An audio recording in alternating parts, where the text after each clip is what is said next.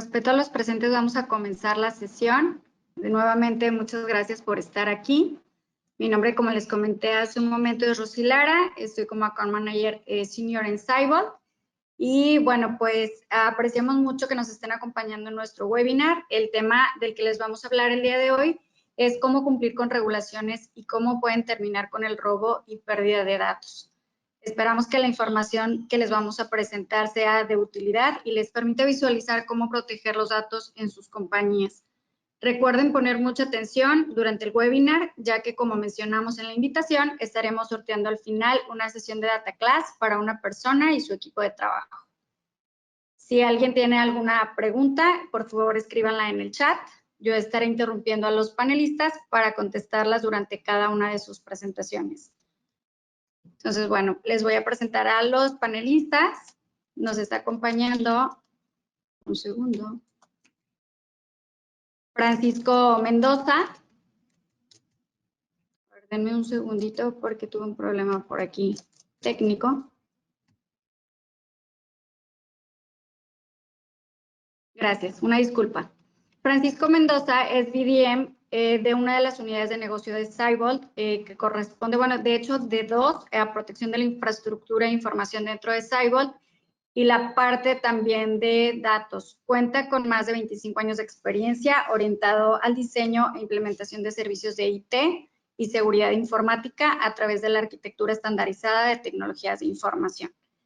Juan Carlos Conhauser López, él es director de otra de las unidades de negocio de Cybolt, de la de consultoría, y cuenta con más de 20 años de experiencia profesional con especialización en telecomunicaciones, arquitectura de seguridad, sistemas de gestión de seguridad de la información, gestión de riesgo, continuidad y recuperación de desastres, gestión de tecnologías de información, definición, evaluación y contratación de servicios tercerizados de TI. Cumplimiento regulatorio de la CNBV, CNSF y PCI. Armando Galván, que es también uno de nuestros panelistas, él es ingeniero de ventas para ForcePoint en México, cuenta con más de 20 años también de experiencia en tecnologías de seguridad de la información, es responsable de asesorar empresas en México con un enfoque de seguridad centrado en el factor humano y la protección de los datos. Armando ayuda a las organizaciones a identificar los riesgos que en su empresa o institutos pueden estar sufriendo y ofrecer soluciones adecuadas. Y nuestra invitada especial es Daniela Hernández Marín. Ella es física por la Universidad Nacional Autónoma de México, cuenta con estudios en maestría en economía por la misma universidad, así como con una especialidad en ciberseguridad por la Universidad La Salle. En 2019, Dani fue becaria en el Departamento de Estado de los Estados Unidos de América para el proyecto Promoviendo la Ciberseguridad. Se ha desempeñado en diversos cargos públicos relacionados con la tecnología y la innovación y de 2018 a 2021 ocupó el cargo de directora general de informática en la Procuraduría Federal del Consumidor. Y bueno, pues les cedo la palabra a Francisco. Gracias, Rosy. Gracias a todos por acompañarnos en esta tarde. Por mi parte, bueno, pues les voy a platicar un poquito de quiénes somos Cybolt y el enfoque que traemos en seguridad de la información. Y vamos a platicar un poco también más a detalle de lo que es la unidad de negocios de seguridad para la información. ¿Quiénes somos? Bueno, pues somos un grupo de profesionales dedicados a la seguridad. Somos una empresa que se está posicionando como líder en el mercado de la seguridad de la información. Estamos por ahí muy enfocados en el tema de la innovación. De hecho, parte de lo que buscamos en este enfoque de seguridad, pues es siempre transmitir esa innovación en lo que hacemos en nuestros servicios, en las soluciones que proponemos para nuestros clientes, ¿no? Y estamos seguros de que a través de este esfuerzo y de las alianzas que hemos establecido, como es con el caso de ForcePoint, que hoy nos acompañan por aquí, pues podemos llevar hasta ustedes pues, un abanico bastante completo de herramientas y de alternativas que les pueden ayudar pues, con los distintos riesgos y amenazas a los que estamos expuestos. ¿Cómo se ha ido conformando Cyborg? Bueno, pues tenemos una historia ya de algunos años. Somos un grupo que se ha ido conjuntando desde el 2018, por ahí empezó la historia ya formalmente como Cyborg, integrando distintas unidades de negocio, ¿verdad? Que tenían pues un enfoque de seguridad en distintos nichos, ¿no? Que ese fue uno de los temas en los que se ha ido fundamentando este proyecto. Realmente el mercado de la seguridad, de la ciberseguridad es muy extenso, es muy amplio. Hay muchos jugadores, muchos fabricantes, una gran cantidad de riesgos por ahí que las organizaciones tenemos que estar resolviendo, ¿no? Y lo que se ha estado buscando desde el inicio, pues es consolidar todo este abanico de habilidades, de conocimientos, de propuestas, ¿verdad? Que en su conjunto al día de hoy, pues nos llevan a ser una empresa orgullosamente mexicana y 100% enfocada en el tema de la ciberseguridad, ¿ok? Empezamos por ahí la historia, digo, con una empresa que formaba parte del grupo Scandal, lo que era Arame, se fueron integrando HQ Cloud, también dentro de esta propuesta, Novitec, Caridian, integrando distintos elementos y conocimientos en torno a lo que son las amenazas, las ciberamenazas, el manejo de ciertas plataformas, de seguridad tanto en la nube como perimetral. Y finalmente llegamos al punto donde se integran también la parte de disaster recovery, que pues, involucra temas de resiliencia y disponibilidad de un centro de datos aquí en el Estado de México, y también la parte de una unidad de negocio que es CKC, que hoy en día constituye lo que es la unidad de negocios de riesgo y cumplimiento.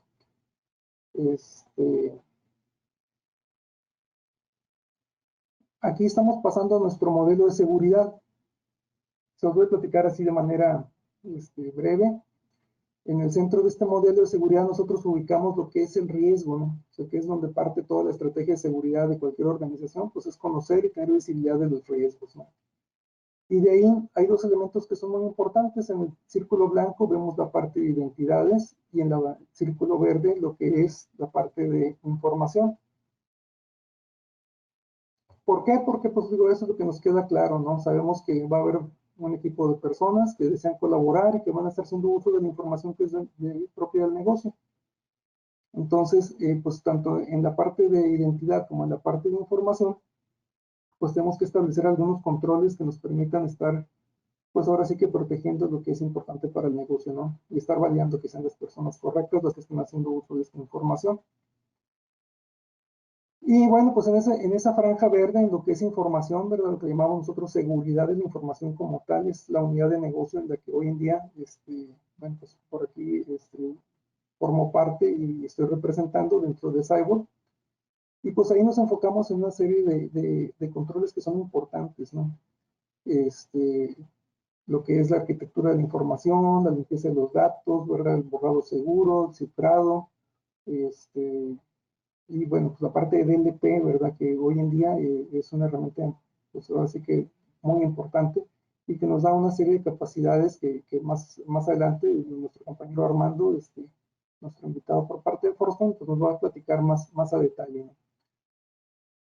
En torno a este circulito verde de la información, bueno, vemos distintos medios que son importantes, porque es donde vive y fluye la información del negocio, y son los cuadritos de colores que estamos viendo por ahí dentro del modelo, la parte de back office, la parte del endpoint, la red, IoT, lo que es el Internet de las Cosas, y también lo que es OT, las redes, ahora sí que industriales, que han ido integrándose también cada vez como una parte más, pues ahora sí que más importante dentro de lo que es los sistemas de información del negocio. Y bueno, la parte de Public Safety y Corporate Safety, ¿no? Que también nos traen ahí elementos de control y de seguridad ya un poco más orientados a la parte física. Entonces, todos estos elementos al final del día tienen que estar seguros, tienen que estar protegidos, y así lo vemos desde nuestro concepto del modelo de seguridad. Y más allá, lo que tenemos son distintos, ahora sí que modelos de servicio para estar atendiendo las necesidades de cada una de las organizaciones con las que trabajamos. Por ahí vemos la parte de monitoreo y administración, el tema de administración de incidentes, ciberinteligencia, todo el tema de investigación forense y la parte que les comentaba de continuidad de negocio o business resilience, teniendo ahí, pues ahora sí que infraestructura y capacidades disponibles para nuestros clientes. Y pues todo enmarcado en un modelo, digo, bastante reconocido, lo que es la parte de NIST, que nos ayuda pues, a tener un ciclo de gestión adecuado de estas amenazas, de estos riesgos. ¿Okay? Voy a avanzar aquí a la siguiente lámina, donde vamos a ver, pues aquí nosotros tratamos de representar en este tablero, pues cuáles son las principales preocupaciones que actualmente pues los responsables de seguridad de la información tienen, ¿verdad? Y contra lo que se enfrentan día con día, y en los cuales esta propuesta de seguridad de la información como tal les podría estar ayudando, ¿no? Una parte, pues es que el usuario esté más consciente, ¿no? De los riesgos, de las amenazas. Eso es muy importante, sobre todo cuando hablamos de los mecanismos de control como los que vamos a ver el día de hoy.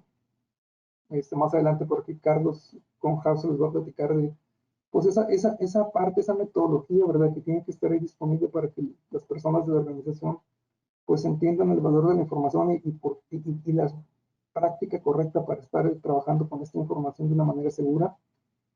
Otro tema es anticiparse el ataque, ¿verdad? También es muy importante esa parte cuando estamos hablando de información crítica y sensible del negocio. Y mantener una visibilidad y una gestión adecuada de los riesgos a los que estamos expuestos cuando hablamos del activo que es la parte de información del negocio. Otro punto donde vemos que también es importante el mantener estos controles tiene que ver con el cumplimiento de regulaciones. Definitivamente, mecanismos como el DLP, ¿verdad? Son elementos muy importantes cuando estamos hablando de ciertos tipos de regulaciones a las que ciertos negocios están ahora sí que sujetos. Y pues es importante tener la capacidad de demostrar y tener la evidencia, ¿verdad? Para este cumplimiento. Bueno, aquí lo que estamos viendo pues, es el ciclo de vida de la información como tal. Para nosotros es muy importante ya que en cada una de estas etapas pues tenemos que ser capaces de contar con los mecanismos adecuados para resguardar y garantizar el uso adecuado de la información. Desde que se crea, ¿verdad? Se almacena, se va usando, y cómo se va compartiendo, cómo va viajando y comportándose a través del tiempo dentro de la organización, ¿no? Hasta que llega un punto en que es archivada y finalmente, si así es necesario, bueno, pues es destruida esta información. Aquí ustedes en el centro pueden ver hay un tramo importante que nosotros distinguimos en color naranja, la parte de consultoría, porque al final del día, estas tecnologías, estos controles de los que vamos a estar platicando el día de hoy, pues tienen esa característica, ¿no? Requieren un cierto adiestramiento, un entrenamiento adecuado para la organización, para poder aprovecharlo y de alguna manera estar seguros de que estamos sacando el resultado adecuado con este tipo de estrategias, ¿no? Más adelante, en el momento que estén viendo esta práctica, lo que es Data Classification, pues van a ahondar un poco más en el tema del ciclo de vida de la información y esta perspectiva del servicio consultivo que también estamos por ahí proponiendo, ¿no? Bueno, y finalmente, pues digo, sí hay un componente tecnológico, tiene que haber por ahí los mecanismos, ¿verdad? Las herramientas que nos permitan llegar a nuestro objetivo. Y por aquí señalamos algunas de las alternativas que manejamos. Para la parte de DLP, bueno, pues definitivamente Forcepoint es una de las herramientas pues, que año tras año en Gartner sale como líder, ¿verdad? Tiene las características adecuadas para poder cumplir los requerimientos que hemos estado platicando por aquí. Y bueno, pues entre esta oferta tecnológica, bueno, pues también hay otra serie de elementos que por ahí están disponibles, pues para temas de inscripción, temas por ahí también de recuperación que se necesitan de vez en cuando, y que sepan que con nosotros pues también podemos cubrir ese tipo de necesidades, ¿no? En general, bueno, esa era por ahí la información que traíamos preparada. Espero que haya sido de utilidad y que hayan por ahí tomado nota, ¿verdad? Porque va a haber examen al final, como les comentaba Rosy. Y pues bueno, pues estamos a sus órdenes. Por aquí voy a ceder el micrófono a mi compañero Carlos, que bueno, pues va a ir más a detalle en el tema de la práctica de clasificación de información. Muchas gracias.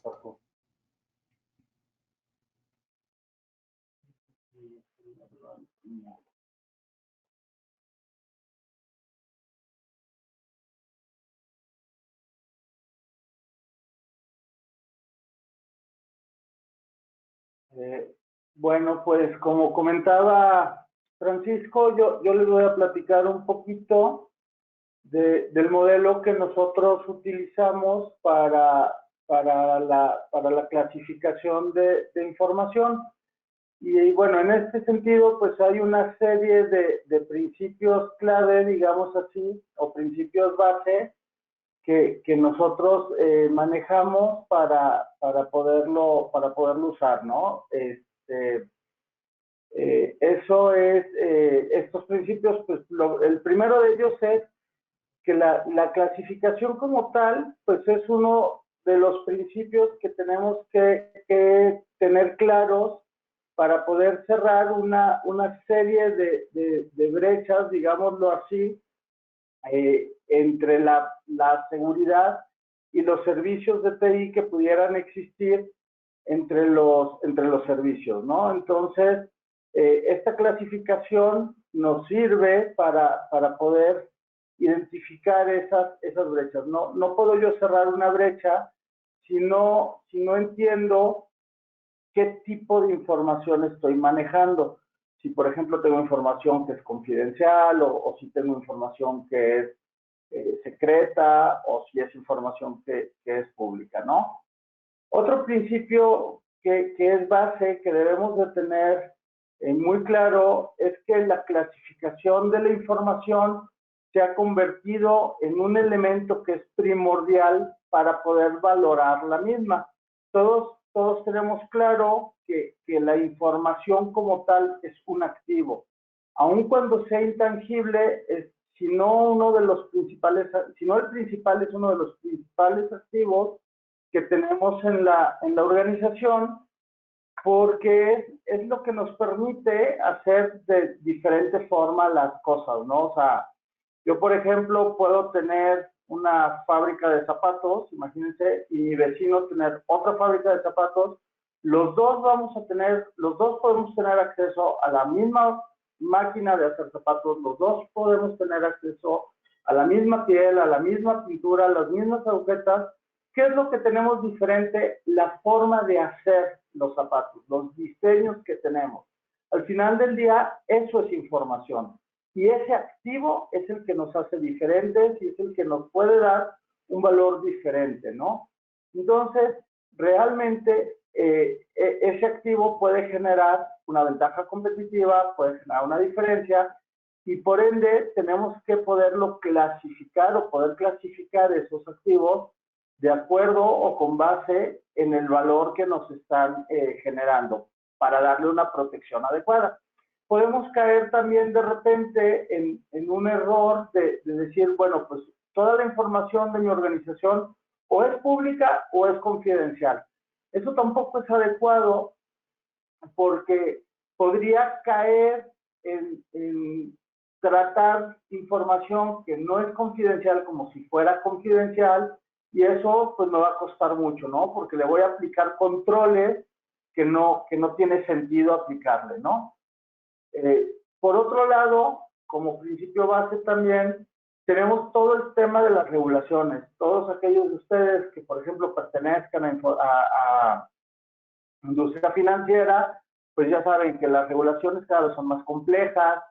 No sé, los que hayan visto ayer, por ejemplo, las noticias, pegaron unos multonones a empresas, ahora fintech, que hay muchas empresas que se están generando en México, que son las famosas financieras tecnológicas, y bueno, hubo multas como por 8 millones de pesos, ¿no? Entonces, las regulaciones cada vez son más complejas y se están fijando mucho también en el tema de cómo estamos tratando la información, ya sea información financiera, ya sea información de datos personales, los temas, por ejemplo, de PCI para datos de tarjetas también están tomando mucha fuerza. Entonces, la regulación también está tomando en cuenta y en consideración pues, muchos temas de data classification, ¿no? Y por último, pues no solamente es importante el cómo clasifico la información con la que cuento o las clasificaciones que defino, ¿no? Que a lo mejor digo, tengo información confidencial, secreta, de uso interno, restringida, pública, lo que sea, ¿no? Tengo que también ver cómo lo voy a etiquetar. De repente podemos caer en el tema de decir, no etiquetemos la información confidencial porque entonces vamos a llamar la atención de las personas que la puedan ver, ¿no? El problema es que si yo no etiqueto la información, va a ser muy difícil que yo pueda aplicar algún tipo de control o algún tipo de responsabilidad. Porque si alguien ve esa información y no está etiquetada, me va a decir, pues en dónde decía que no podía verla, ¿no? Por eso es que cuando vemos películas, dice así, super top secret, ¿no? Grandototes, porque me están advirtiendo que no debo de ver esa información si no tengo el permiso requerido para poderla ver. Entonces, tengo que etiquetar esa información. Hacerlo de forma física, pues es muy fácil. Hacerlo de forma digital, con los famosos metadatos, de manera automatizada, pues no es tan fácil, ¿no? Entonces, tendremos que buscar las maneras, las formas de poderlas etiquetar. Y por último, dentro de estos principios base, ok, no solo es clasificarlo y etiquetarlo, sino también cómo genero un marco de gobierno que me permita poder establecer los componentes y los elementos para gestionar la clasificación de esa información, entendiendo que la información tiene un ciclo de vida. Lo vamos a ver más adelante, pero la información que hoy, por ejemplo, es secreta, no necesariamente en el paso del tiempo seguirá siendo secreta, ¿no? Para los que, por ejemplo, somos pamboleros de aquí en la reunión, cuando un equipo quiere comprar a un jugador, pues no dice, porque si esa información se sabe, seguramente otro equipo va a tratar de comprarlo y entonces los precios se inflan y se hace todo un tema, ¿no? ¿Qué pasa cuando ya se contrató a ese jugador? Pues la información se convierte en información pública, pierde su tratamiento de confidencial, se convierte en pública y entonces los controles y los principios que le aplican son diferentes. Entonces, depende del ciclo de vida en el que se encuentre, pues será el tratamiento que le daré, ¿no? Por otro lado, tenemos la realidad de la información y eso es, por ejemplo, algo que si ya lo veníamos viviendo, ahora con la pandemia todavía se acentuó esta realidad, ¿no? Y esa es la realidad de las empresas sin muros. Hoy los perímetros están totalmente desvanecidos, es complicadísimo el poder proteger la información metiendo firewalls o metiendo los controles tradicionales que acostumbrábamos utilizar perimetrales.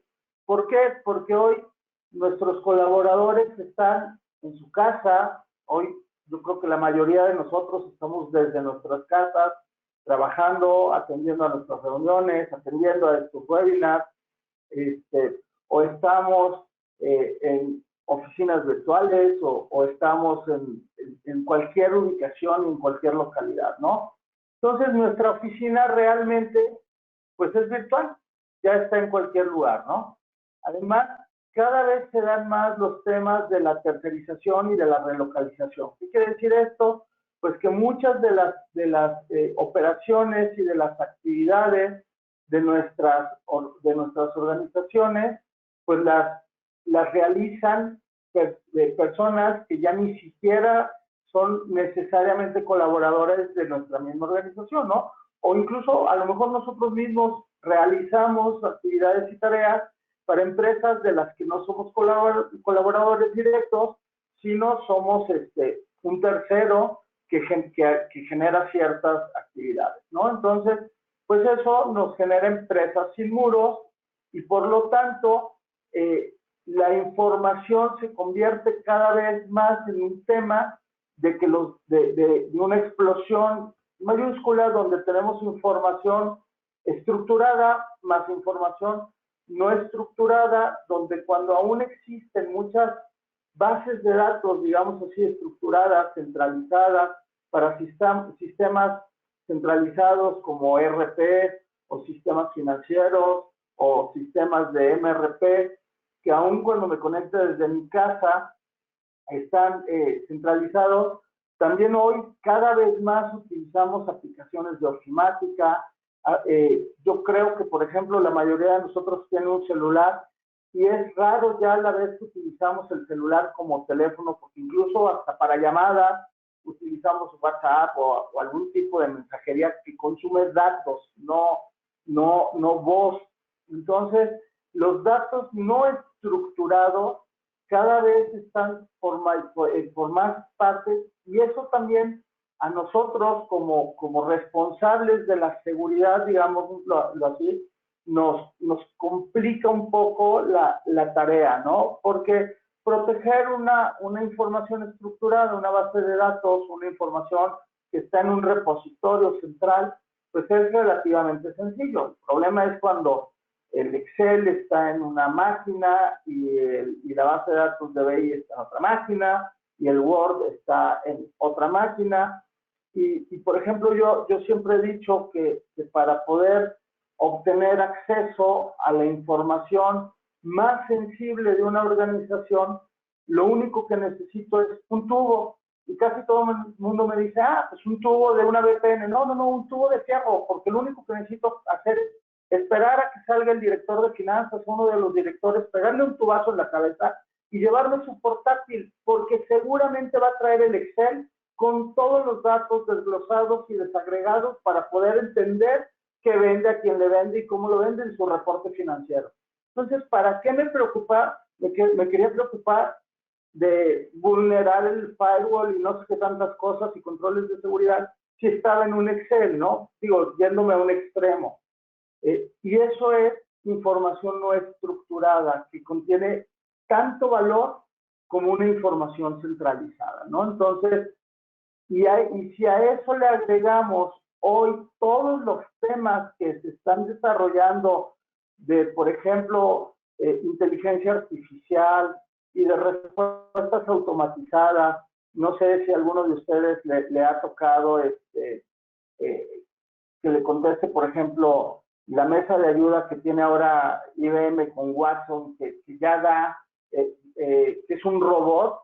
Todo eso es información que empieza a estar disponible por todos lados, o los temas que todos conocemos de Big Data, que de repente empezamos a hablar de, no sé, de un Xbox y al rato en el Facebook y en el celular, y por todos lados nos empiezan a aparecer y a bombardear con publicidad de Xbox, ¿no? Entonces, toda esa información, pues, ¿en dónde está? ¿Cómo la protegen y demás? Entonces, el papel de la seguridad, pues, realmente se convierte en un tema de gestión de riesgos. Y siempre lo ha sido, ahora es todavía mayor el tema de cómo gestionamos ese riesgo. Y no podemos gestionar el 100% de los riesgos. ¿Cómo entonces entendemos cuál es esa información más sensible? ¿Cómo entonces identificamos cuál es la información que tiene un mayor nivel de compliance? Pues para poderlo hacer. A eso hay que agregarle que cada vez los presupuestos están más limitados. Díganmelo ahora en temas de pandemia, que en las organizaciones nos restringen los presupuestos, pero que tenemos que también identificar cómo convertirnos en un habilitador de negocio, ¿no? Entonces, esa es una realidad, pues, que no podemos hoy obviar, ¿no? Y entendiendo, como les comentaba, pues esos retos que hoy existen en la información, ¿no? A nivel de seguridad, los incidentes de seguridad, yo creo que todos los días vemos noticias de nuevos tipos de ataques, de nuevas vulnerabilidades que se descubren y demás, ¿no? De temas de los sistemas de gestión de seguridad de la información, por tanto, que debemos de estar implementando y los niveles de madurez que de una u otra manera tendremos que estar generando en nuestras organizaciones, de las plataformas tecnológicas que nos ayudan a poder lograr eso. Todo lo que les comentaba del cumplimiento regulatorio que se está generando a nivel de Comisión Nacional Bancaria de Valores o del mismo SAT, no importa que sea industria financiera o no, hoy pues están pegándonos por ahí. Las necesidades del mercado que tenemos, el manejo del riesgo que debemos de tener, los temas de resiliencia, hoy con tantas cuestiones que hay virtuales y de manejo remoto, pues no podemos dejar de lado los temas continuos, lo que les comentaba de la automatización, y pues por último este tema de cómo gestionamos la información, ¿no? De cómo clasificamos los datos, de cómo generamos un tema de limpieza de datos y cómo podemos hacer prevención de fugas, ¿no? Entonces hay una serie de premisas clave que debemos de estar atendiendo de cómo manejamos hoy la información, qué impactos económicos nos puede generar el no contar con un adecuado manejo de la información, de cómo la clasificamos y por tanto poder definir pues qué mecanismos tenemos que tener, ¿no? Hay una serie de acciones, por tanto, que debemos de tomar para proteger la información, entendiendo que hay diversas ubicaciones o diversos lugares donde hoy tenemos la información.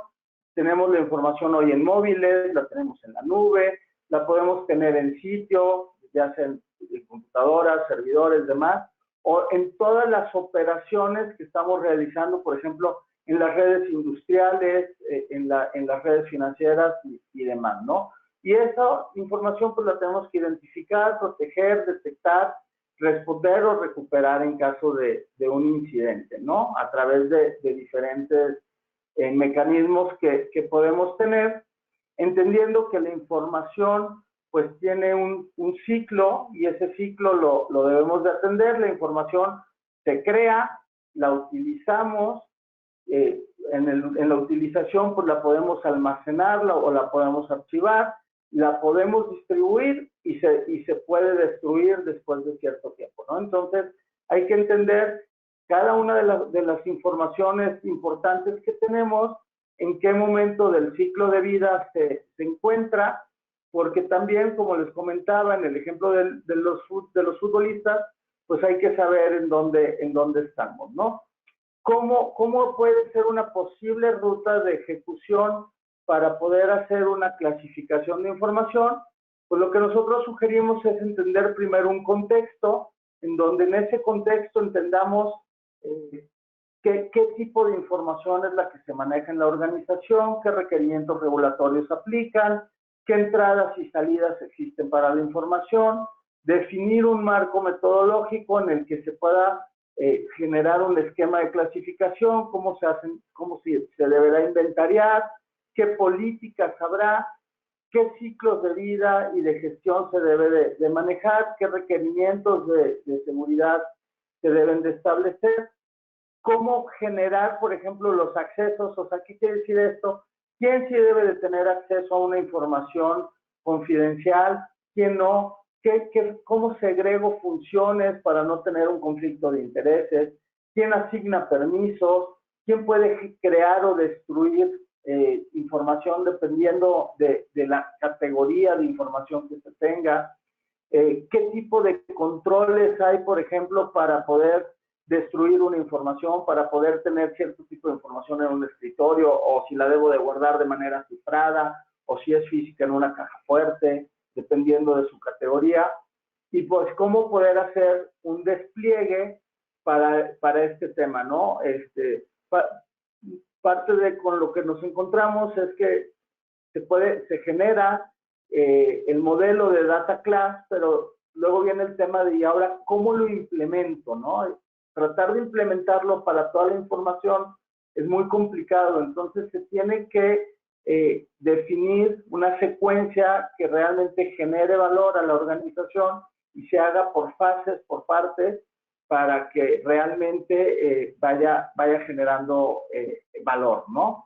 Entonces, bueno, este es el modelo que quería compartirles. Me llevé un poco más del tiempo que tenía, pero bueno, les compartimos esto para que lo tengan a la mano, y de cualquier forma, pues estamos aquí para cualquier duda que pueda surgir. Muchas gracias.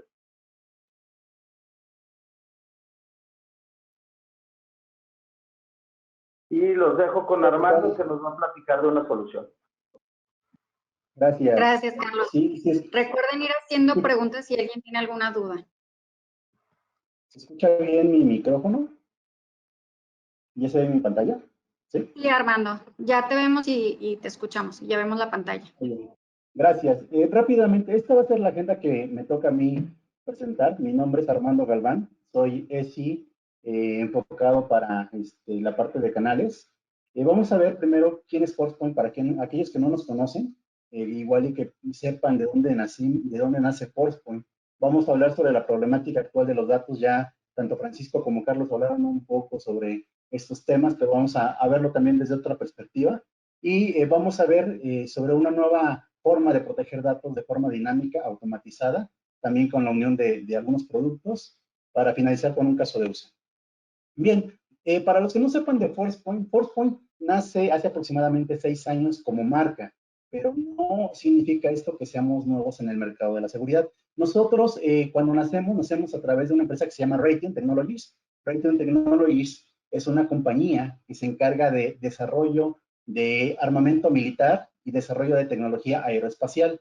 Justo por las necesidades y por lo que comentaban, Raytheon, pues al tener desarrollos, al tener que hacer prototipos y proteger este tipo de prototipos, pues decide buscar en el mercado qué es lo mejor que hay para poder realizar un nuevo vendor, pero además que ellos también pueden utilizar ese tipo de recursos y ventajas. Es así como nace ForcePoint. Comienzan a ver y toman en el mercado empresas como WebSense, como la parte de Intel Security, Skyfence de Imperva para la parte de CASB. Comienzan a tomar ese tipo de tecnologías, las adoptan, las integran y las van desarrollando. Y es ahí como poco a poco vamos a ir viendo en la presentación cómo es que justo este tipo de tecnologías ayudan bastante. En esta lámina la coloqué porque creo que es interesante. Digo, a pesar de que ustedes vean tal vez ahí marcas de diferente tipo de segmento, todas ellas tienen algo en común. Y lo que tienen en común es que les costó mucho trabajo llegar a donde están. Es decir, tuvieron que invertir demasiado tiempo, esfuerzo y trabajo de la gente para ganarse un nombre dentro del mercado y estar posicionados y ser reconocidos a nivel mundial. Pero ¿qué es lo que pasa? Hablando de temas de datos y de usuarios, justo ese tiempo que lleva, que es prolongado el poder posicionarse y ser una marca reconocida, se puede caer, como le pasó tal vez a Yahoo años atrás, en el cual pues ellos tuvieron robo de información, robo de datos y la gente comenzó a desconfiar de ellos. Entonces comenzaron a perder credibilidad y eso también es pérdida de negocio. Con esto lo que quiero decir es que la empresa que sea, no importa si es chica, mediana o grande, siempre vamos a encontrar dos factores o dos constantes en cada una de ellas. Son los datos y las personas. Son nuestro mayor activo, pero también pueden ser un riesgo. Debemos de siempre tener esa visibilidad. Por ahí hablaban también de algunos riesgos al día de hoy, cuando el usuario se encuentra ya fuera de las instalaciones. Vamos a hablar un poquito de eso. En esta pizarra vamos a dibujar justo uno de esas constantes, que es el usuario. El usuario puede ser, como mencionaba en un momento, un usuario interno, un usuario externo, o bien uno remoto, ya como lo estamos viendo el día de hoy. Y cuando hablamos de datos, no significa que solamente sean datos relacionados con negocios, sino incluso veámoslos en los departamentos de recursos humanos. Recursos humanos tiene la nómina, donde hay datos personales, hay datos de los usuarios, hay direcciones, hay números telefónicos, la cartera de clientes. A nivel de datos de negocio hay propiedad intelectual, aquellas empresas que se dedican a hacer desarrollo de tecnología, hacer desarrollo innovativo. Por ejemplo, ahora que estamos con el tema de las vacunas, hay algunos laboratorios que están comenzando a hacer estudios y que también necesitan proteger este tipo de información. Por lo mismo, mencionaban también tanto Carlos como Francisco, a lo largo de este proceso de datos, hay una parte en la cual se crea, pero también se interactúa y se comparte información, porque la información no solamente también es de la compañía, sino en ocasiones tenemos que compartirlo con terceros. Y esa información se puede encontrar en muchas partes, como hablaban también en su momento, aplicaciones, bases de datos, en la nube, almacenamientos también en la nube, correo electrónico que puede ser ahora también en la nube, o puede ser directamente en las oficinas, a través de redes sociales, chat, hardware de terceros. Ahora que los usuarios se encuentran trabajando desde casa, pues hay hardware que nosotros no controlamos, impresoras caseras, donde no sabemos qué es lo que están haciendo. Ahora, uno de los grandes retos que vemos con todo esto es justo el que no tenemos visibilidad. Necesitamos tener visibilidad en todas partes. Las políticas típicamente son fragmentadas cuando a veces adquirimos soluciones que me dan solamente una porción del DLP, pero no me dan una suite o un panorama completo de DLP. Tengo que ir fraccionando, tengo que ir creando política por tipo de especialidad. Es decir, si son aplicativos, tal vez una política para DLP, una política de navegación, una política con el tratado de los datos, y eso se genera una problemática porque puedo perder también algún cierto tipo de foco. Además de que las políticas típicamente son estáticas y reactivas. Es decir, lleva un proceso en el cual se manejan los datos, se crean cierto tipo de políticas, pero son estáticas. Entonces, aplica para todos y lo vamos a ver un poquito más adelante. ¿Qué solución propone Forcepoint con todo este desarrollo tecnológico que hablaba, que venía desde Raytheon? Es tener descubrimiento en todas partes, es decir, sin importar en dónde se encuentren los datos, ganar esa visibilidad, recuperar esa visibilidad. Políticas unificadas, que con una sola política y solamente checks pueda ir habilitando y pueda ir creando políticas de protección o de monitoreo, según sea el caso, para cada uno de estos canales de comunicación. Y lo más importante, que además sabemos que tanto los usuarios como los datos se mueven constantemente, por lo mismo requerimos también de políticas no estáticas, sino políticas proactivas y que sean de forma dinámica. Hablaban también en su momento, Carlos y Francisco, sobre la seguridad perimetral, que era como un castillo, prácticamente rodeada, y todo lo que teníamos en el centro, ya visto desde el punto de vista de seguridad, pues se veía así.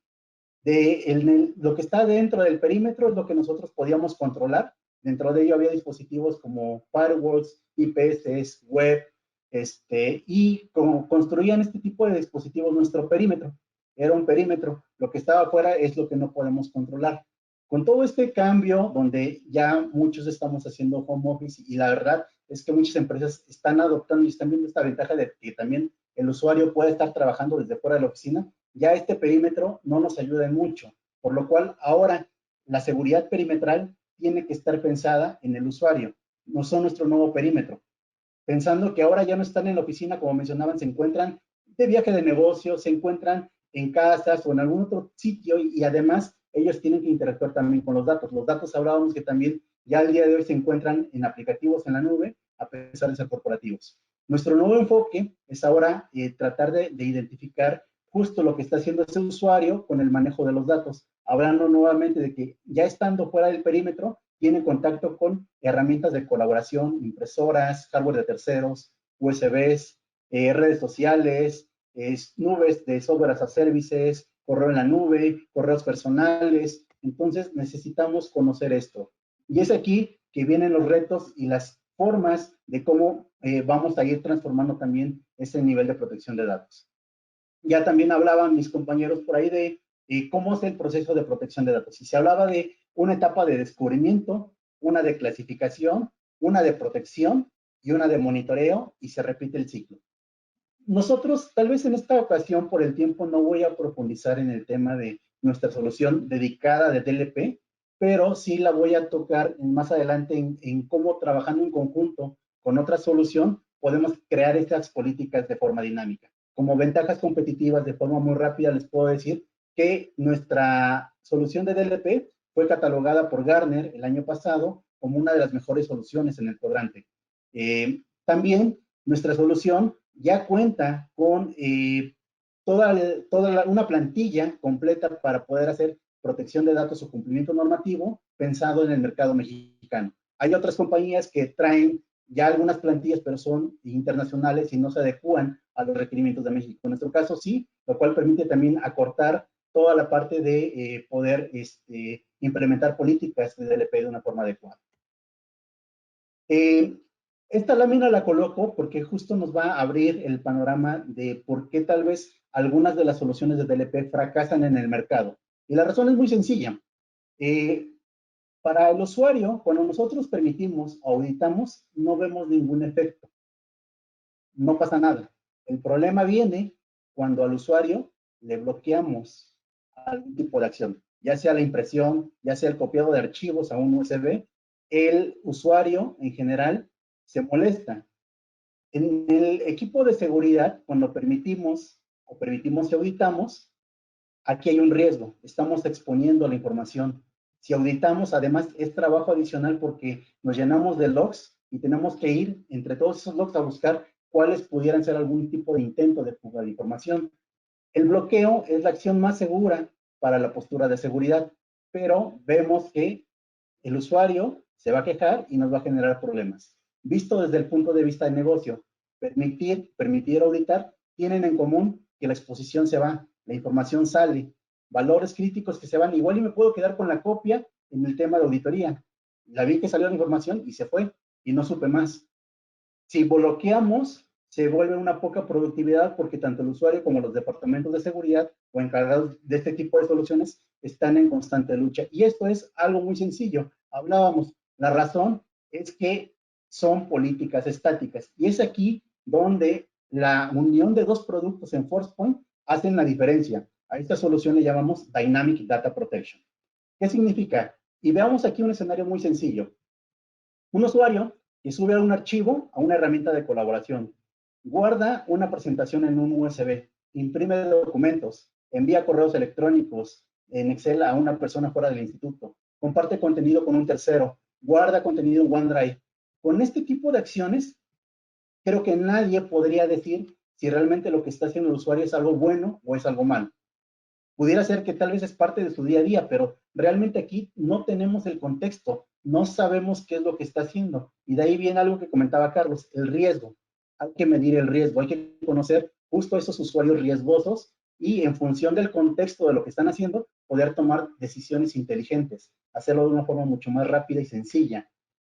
Les decía, la razón de la problemática de que no tenemos el contexto es que también el DLP tradicional son políticas binarias, es decir, permito o bloqueo, no más.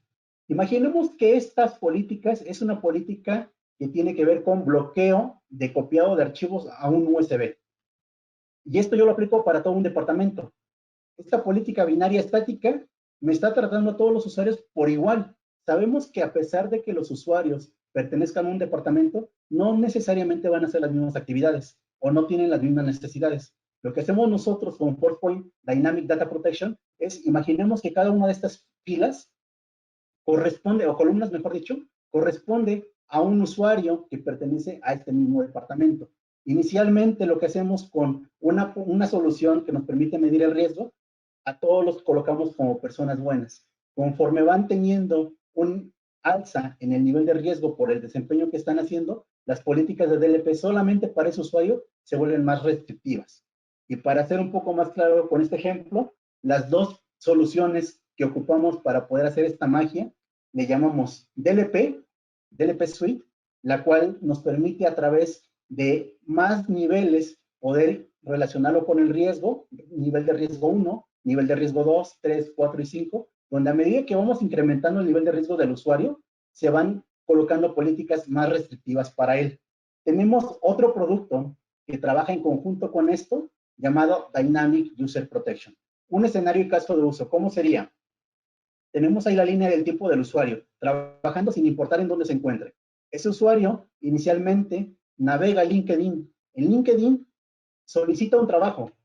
Para nosotros que estamos monitoreando al usuario, le damos un nivel de riesgo 5. Una postura de seguridad no representa ningún tipo de riesgo, pero para nosotros sí, hay algo raro ya con el usuario. Entonces, vamos a ver la puntuación y aquí dice que de 0 a 39 le vamos a aplicar las políticas de nivel 1 o 2, según sea el caso. Después de esto vemos que hace una descarga de software anómalo. Esta descarga, imaginen que puede ser un cliente de Dropbox. Entonces, al hacer esa descarga, nosotros incrementamos el nivel de riesgo que está presentando el usuario por su comportamiento. Le damos 30 puntos. Hasta aquí, por ejemplo, esto puede ser una postura de auditoría solamente. Audito, hasta aquí no hago nada adicional. Una vez que el usuario instala el software y después trata de, a través de su Dropbox personal, comenzar a subir archivos. Lo que podemos hacer como posturas y que se van adaptando justo a ese cambio es que ahora lo calificamos por esta acción con una puntuación de 49. Por 49 yo le voy a pedir que me confirme a nivel del endpoint por qué está tratando de sacar esa información. Si no me lleva a este nivel de confirmación, lo que voy a hacer es que le voy a bloquear y no le voy a permitir el acceso. Y entre más negativo va siendo su comportamiento, más restrictivo se va volviendo para él el manejo de los datos sensibles. Entonces, aquí en esta ocasión, si él sí confirma, le sale una pantalla donde justifica y dice, ok, es que tal vez no tengo alguna forma, o no tengo un USB y lo voy a llevar a la nube, por lo menos el usuario sabe que lo estamos vigilando y que estamos llevando todo el control de cómo está haciendo el manejo con los datos.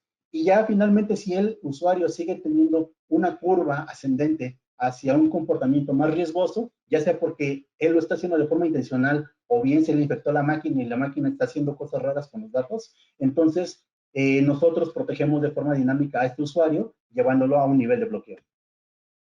Ya para finalizar, un video donde vamos a resumir justo esto que les mencionaba.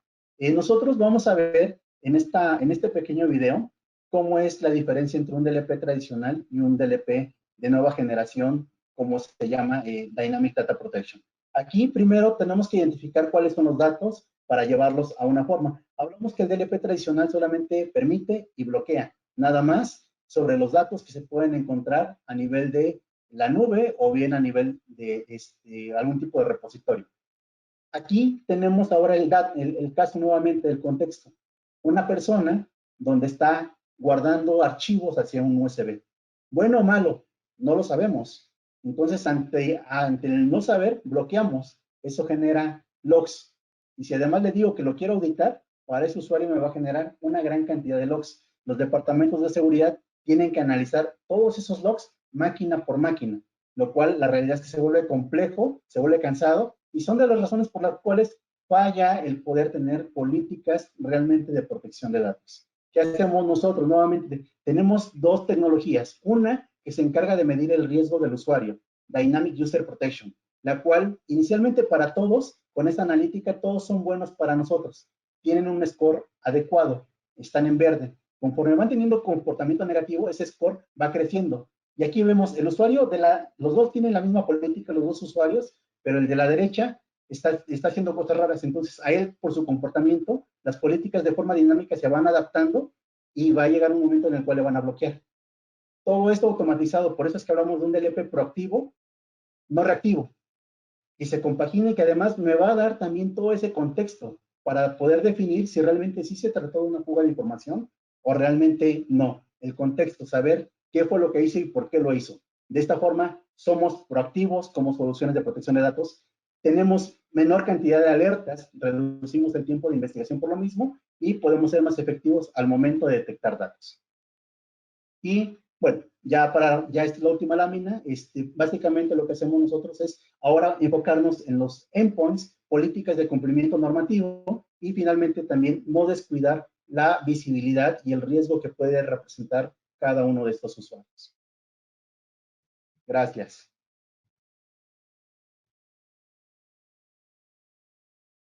Gracias, Armando. Los dejo ahora en compañía de Daniela. Hola, hola, ¿me escuchan? ¿Sí? Bien, bueno, antes que nada, pues quiero agradecer la invitación para poder estar en este foro. Celebro que existan estos espacios porque hoy más que nunca todo lo que podamos aprender en temas de ciberseguridad, de protección de datos es importantísimo. Entonces, pues muchísimas gracias por la invitación. Hemos escuchado a los compañeros, ¿no? A Carlos, hemos escuchado también a lo que nos platicaba Armando sobre la parte técnica. También Francisco nos platicaba a un inicio de toda la teoría que existe alrededor de lo que tenemos que hacer nosotros como responsables de seguridad de TI en nuestras organizaciones, ¿no? Conocemos las herramientas, conocemos los riesgos, conocemos cómo mitigarlos, pero desafortunadamente ahí no acaba la cosa. Tenemos que ir a la alta dirección y tenemos que convencerlos que eso requiere financiamiento, que requiere una inversión, y es cuando la historia de terror empieza. Digo historia de terror porque en muchos casos así es, no siempre. Hay casos de empresas en las que hay, o de organizaciones, en las que hay muchísima conciencia de la necesidad de invertir en ciberseguridad, pero no es la mayor parte de los casos. Entonces, hay muchísimas estadísticas, muchísimos datos alrededor de esto, hay mucha información. Sin embargo, creo que lo más importante, y no quiero presentarlos, pero lo más importante es la percepción que tenemos. Yo creo que todos aquí podríamos compartir alguna experiencia negativa muchas veces de cómo es que la alta dirección, y por alta dirección me refiero a los titulares, a los secretarios, si es una entidad de gobierno, es decir, a las cabezas de las organizaciones que tienen que tomar las decisiones sobre hacia dónde se van los recursos, ¿no? Existen muchos marcos de trabajo que dan las directrices sobre cómo debe ser el gobierno de TI. Personalmente, mi favorito es COVID, pero insisto, la experiencia me dice que lo más importante es, al final del día, saber comunicar a la alta dirección y saber sensibilizarlos sobre por qué es importante que se destine un recurso de manera permanente y periódico, además con incrementos hacia el tema de ciberseguridad. El cibercrimen, sabemos que no es un asunto exclusivo de los departamentos de TI, aunque así se concibe. TI no es una isla, ¿no? Es un tema estratégico, es un tema transversal y debe ser abordado por la alta dirección. No estoy diciendo absolutamente nada nuevo, estoy convencida de que todos aquí lo sabemos. Sin embargo, esta alta dirección es quien no siempre considera la ciberseguridad como un tema prioritario. Y justamente este año que están, bueno, el año pasado y este año también que han sido tan complicados, seguramente varios de ustedes van a compartir conmigo la noción o la percepción de que cuando se recorta el presupuesto, porque hay crisis, lo primero que recortan es en TI, y en TI específicamente ciberseguridad. Y los pongo en la misma canasta, no porque tenga que ser así, pero desafortunadamente así es. Entonces aquí lo digo por fines prácticos, pero sabemos que la buena práctica tiene que ser que TI y ciberseguridad tengan que estar divorciados. Sin embargo, bueno, no siempre es así. Entonces se recortan presupuestos porque la concepción es que la ciberseguridad y todas las herramientas que pueda haber para hacerle frente al cibercrimen, pues son un lujo, ¿no? Y entonces recae la responsabilidad directamente en el equipo de TI. Somos escuchados hasta que somos víctimas. Entonces, una vez que somos víctimas, entonces se vuelve un asunto importante, ya lo atrae la alta dirección, y entonces ya no es únicamente una solución proactiva, sino que más bien tenemos que pensar en cómo remediar. Y entonces, obviamente, que los costos son muchísimo más altos. Entonces, yo estoy convencida de que la alta dirección, o no creo que haya alguien en alta dirección que ponga en duda la necesidad de tener seguridad física. O sea, dudo que algún titular de alguna organización piense que no es necesario ponerle llave a las puertas de acceso cuando no hay nadie adentro, que no es importante contratar guardias de seguridad. Yo dudo que haya alguien que crea así, ¿no? Para la alta dirección es muy importante designar recurso para la seguridad física, porque la falsa concepción existe de que los cibercriminales son rusos o ucranianos, sin ofender a ningún ruso ni un ucraniano, pero es la concepción, que están por allá en sus computadoras y entonces están buscando objetivos como muy mediáticos. Sin embargo, no es así. En realidad, muy poca, y si no, alguien puede corregirme, pero entiendo que es una fracción de los cibercrímenes que son cometidos por estos grupos criminales rusos, ucranianos o de Europa. En realidad, estamos rodeados de criminales, ¿no? Y puede ser muchas veces un asunto dirigido o un asunto fortuito, pero existe el riesgo. Entonces, si existe esta conciencia por parte de la alta dirección de la seguridad física, pues también tiene que existir la conciencia de la seguridad digital. Pero esto definitivamente recae en el CIO o en el titular o en el departamento de TI o de ciberseguridad, según cómo funcione en cada organización, pues sí recae en ellos esta responsabilidad de sensibilizar a la alta dirección para poder convencerlos de que se merece el financiamiento, que se merece la inversión, ¿no? Pero bueno, entonces, dicho todo esto, ¿cómo sensibilizamos a la alta dirección? ¿Cómo hacemos para poder conseguir que crean que esto en verdad merece que sean los recursos dirigidos y además que sea un recurso que todos los años sea asignado, no que sea una sola vez, porque entonces el próximo año tendríamos exactamente los mismos problemas. Bueno, personalmente creo que hay 3 componentes súper importantes que tiene que tener el titular del área de TI. Uno es su habilidad para comunicar ideas, tiene que ser súper importante. ¿Por qué? Porque tiene que ser muy asertivo, tiene que ser conciso, tiene que tener la capacidad de utilizar un lenguaje claro, tiene que tener la capacidad también de encontrar el momento adecuado para poder poner en la mesa un tema de estos. Entonces, esto sí recae completamente en el perfil del CIO o del titular del área. Tiene que tener un conocimiento profundo del negocio. ¿Por qué? Porque ustedes saben, TI es un área transversal.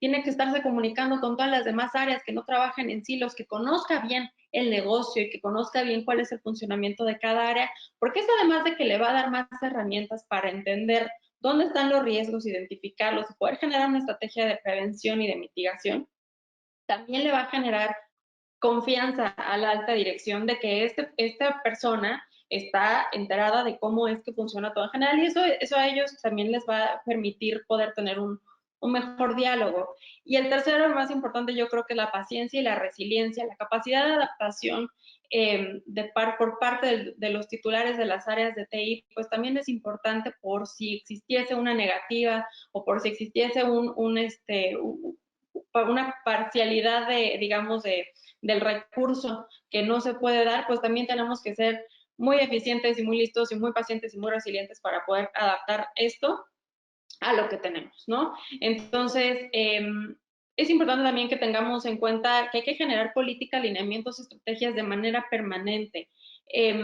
Esta estrategia que va acompañada evidentemente de herramientas, de conocimientos técnicos, por supuesto, también debe ir acompañado de una constante evolución y actualización de documentos, de políticas, de lineamientos. Son documentos vivos. Estos documentos van a permitir generar indicadores que nosotros podamos exponerle a la alta dirección que están cambiando o esos indicadores nos van a permitir comparar escenarios que la alta dirección va a interpretar como también factores de riesgo. Es importante que cuando querramos exponer ante la alta dirección sobre la compra, sobre la adquisición de un servicio, sobre cualquier asunto relacionado con un riesgo que queramos que se involucre o en una discusión en la que queramos involucrar a la alta dirección, porque solo es así como funciona, es importante que, como decía hace rato, encontremos el momento correcto, el momento oportuno. Si es una reunión en la que se está hablando de recorte personal, que se está hablando de algún tema legal, un tema mediático de la organización, pues encontrar también hasta la prudencia del momento y la forma de comunicarlo, ¿no? Hay que ser concisos, hay que ser súper concisos y siempre manejarlo, es un buen tip, yo creo, siempre manejarlo en términos de pérdidas. ¿Qué pasaría o cuánta pérdida, tanto económica como reputacional, cuál es el riesgo reputacional, el riesgo legal de la organización en caso de que uno de estos riesgos se convierta en una amenaza y entonces podamos ser vulnerados? Ponerlo en términos de pérdidas y de impacto al negocio va a ser muchísimo más fácil para entender a la alta dirección y entonces poder generar y autorizar las herramientas o las decisiones que el titular del área de ciberseguridad o de TI está proponiendo, ¿no? Recordemos que el objetivo al final del día de todo esto es generar una cultura. Entonces, es una nueva cultura organizacional, una cultura laboral en la que tenemos que involucrar a la alta dirección en la toma de decisiones, pero que la alta dirección los tome de manera consciente y sensibilizada. Y como decía hace rato, esto es una tarea que le compete al equipo de TI o al CISO si es que es una organización que ya cuenta con la figura de un encargado de ciberseguridad, ¿no? Es importante que cambiemos la mentalidad de que la ciberseguridad es cara. No es cara, puede ser costosa, pero eso no significa que sea cara, es una diferencia. Es una inversión y como lo decía Carlos hace rato también, es un habilitador de negocio. Genera confianza, garantiza la continuidad de la operación y mantiene al negocio vivo y rentable, ¿no? Y todo esto, bueno, también hablé mucho del rol del CIO o del titular del área de TI, porque juega muchos roles al mismo tiempo, ¿no? También estamos hablando de que va a ser las veces el de convencimiento, pero también el de ciberseguridad y el rol de TI, etcétera.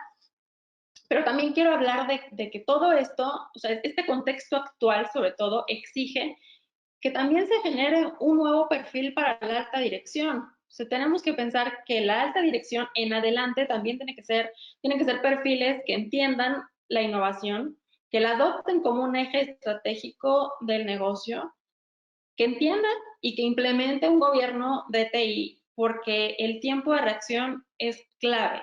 Y en la medida en la que podamos nosotros comunicar hacia arriba la relevancia de estos temas, en esa medida también vamos a ser capaces de defender todas estas estrategias y toda la seguridad de nuestros activos en nuestras organizaciones, ¿no? Entonces, bueno, fue muy breve. Existen, como decía al principio, marcos de trabajo muy interesantes de gobierno de TI. Ya es muchísimo más avanzado pensar en un gobierno de TI para aquellas organizaciones, sobre todo las pequeñas o las que no están en una etapa de madurez muy alta como para poder incorporar esto. Sin embargo, no cambia el hecho de que el área de TI tiene que siempre tener una comunicación hacia arriba y lograr que en la alta dirección se convenzan de la necesidad de asignar recursos de manera permanente y oportuna a este tipo de temas como es la ciberseguridad. Entonces, bueno, esto es todo por mi parte. Muchísimas gracias por su atención. Muchas gracias, Dani. Muchas gracias a todos. Vamos a dar inicio a la trivia. Por favor, pues todos estén muy atentos y vayan por favor al link de kahoot.it. Los voy a poner aquí en el chat.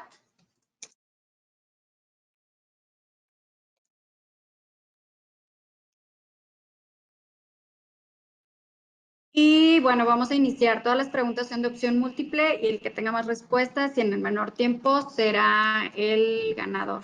Voy a publicar el número.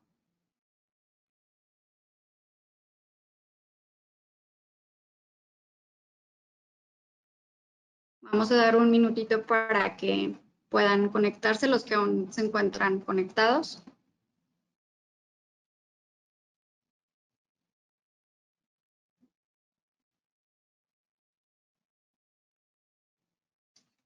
Aún no veo a nadie conectado. Si tienen alguna duda, bueno, ya se conectó Juan Valderas.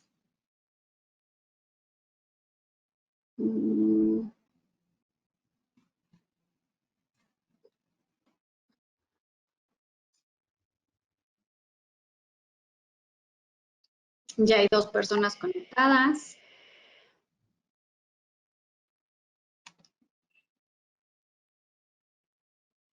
Vamos a dar un minutito más a que se sigan sumando los participantes.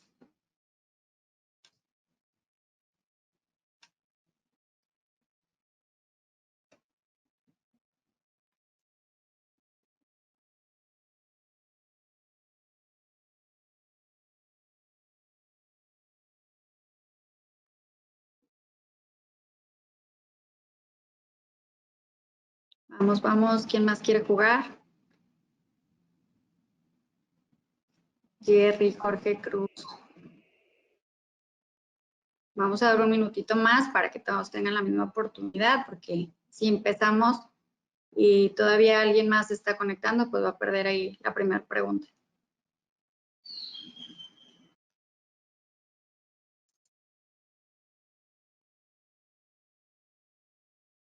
Ya vemos 6.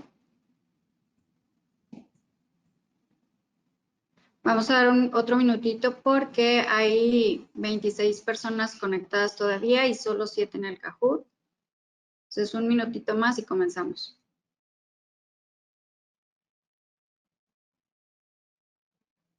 Ya vemos 7. Las preguntas que vamos a ver a continuación están relacionadas a toda la charla que les dimos. Y bueno, ya está también Francisco Leal.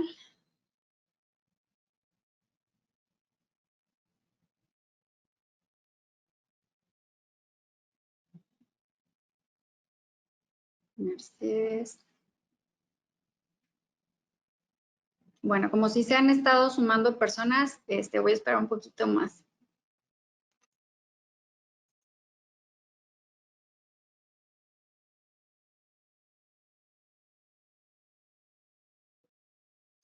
Diez, 9, 8, 7, 6, 5, 4, 3, 2 y vamos a comenzar. Ya hay 10 personas, vamos a comenzar con nosotros 10. Suerte para todos.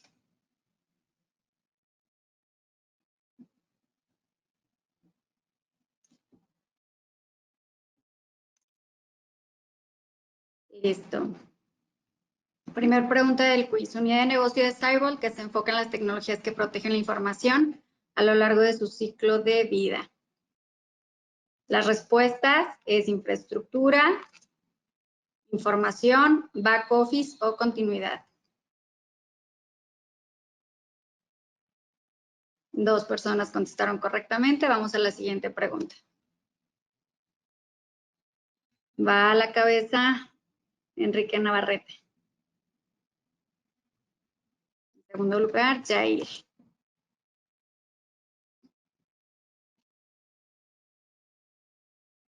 Empresa mexicana que está enfocada 100% a ciberseguridad.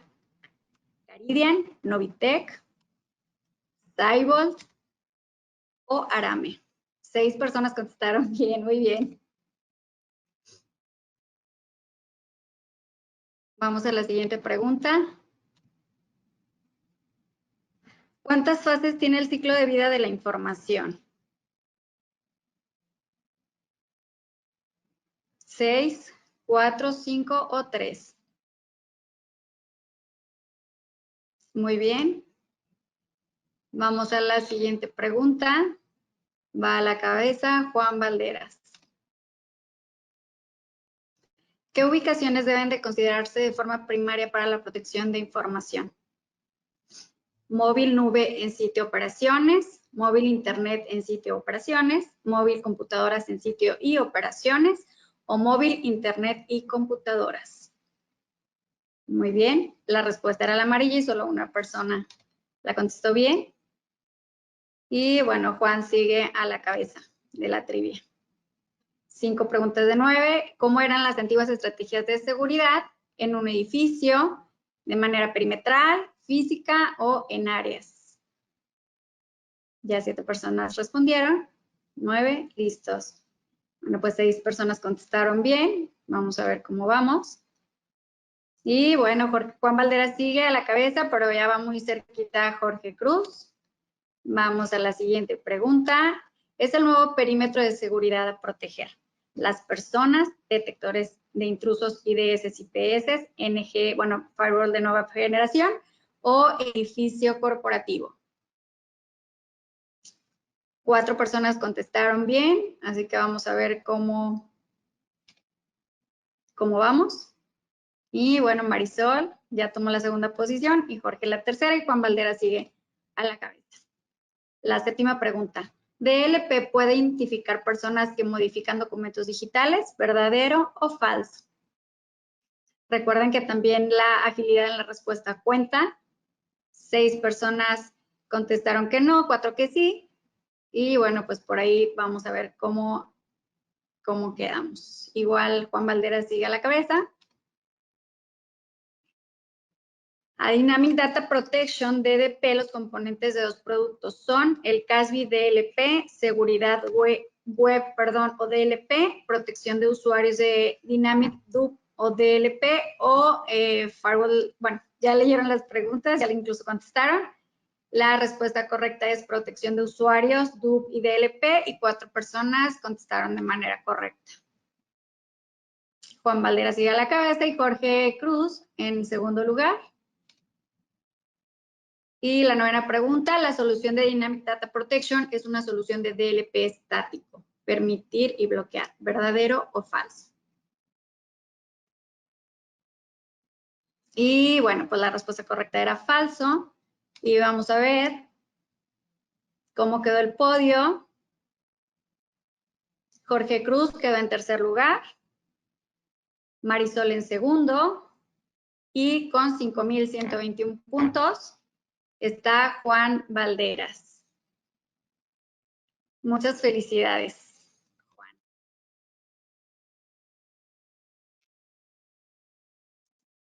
Muy bien, para ponernos de acuerdo con él, Rosy.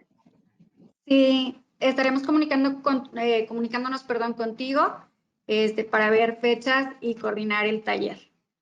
Entonces, bueno, pues si existe alguna otra pregunta o duda, por favor escríbenos en el chat. Si no hay más preguntas, de hecho, yo creo que la información fue muy clara porque durante la sesión nadie hizo preguntas, pero de todas maneras se pueden acercar con cualquier persona de Scibold para ahondar en algún tema que les haya interesado. Y bueno, pues sería todo de nuestra parte. Gracias por acompañarnos en nuestro webinar. Si no hay más preguntas, pues no nos resta más que despedirnos. No olviden entrar a nuestro sitio web www.scibold.com, en donde encontrarán información de nuestros productos, así como redes sociales, en donde estamos publicando eventos relacionados con seguridad de la información y ciberseguridad. Muchas gracias a todos y que tengan una excelente tarde. Gracias también a los ponentes que nos acompañaron el día de hoy. Que tengan bonita tarde.